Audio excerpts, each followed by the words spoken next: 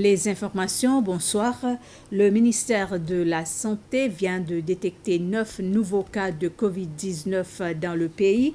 Il s'agit de 7 étrangers et 2 membres du personnel du ministère de la Santé qui travaillaient au centre de quarantaine. Ça fait au total 17 cas actifs de COVID-19 dans le pays. Ils sont tous en isolement à l'hôpital familial à l'île Persévérance et le ministère de la Santé a encore exhorté le public à respecter les mesures et directives qu'il a mises en place dans le pays.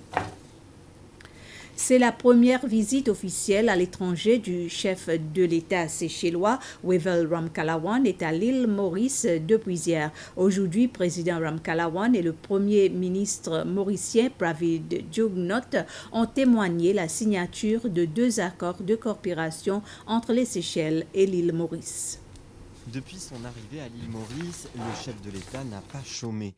Après un bain de foule à son arrivée à l'aéroport hier, le chef de l'État et son homologue Pravind Jugnauth ont signé un accord de coopération entre les Seychelles et l'île Maurice.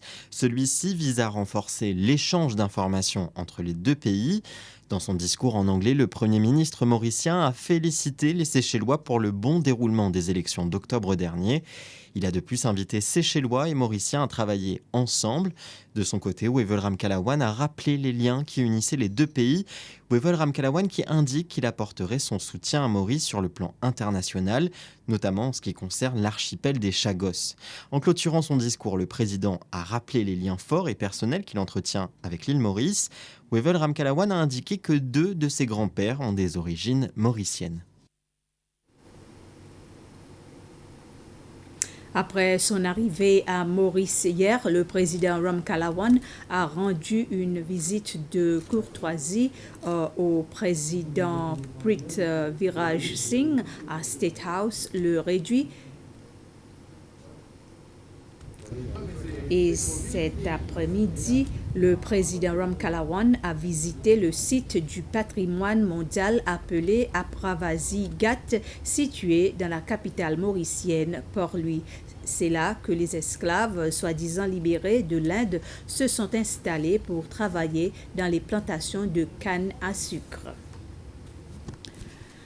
La ministre de la Jeunesse, des Sports et de la Famille a déclaré qu'elle n'apporterait aucun changement majeur au sein du ministère.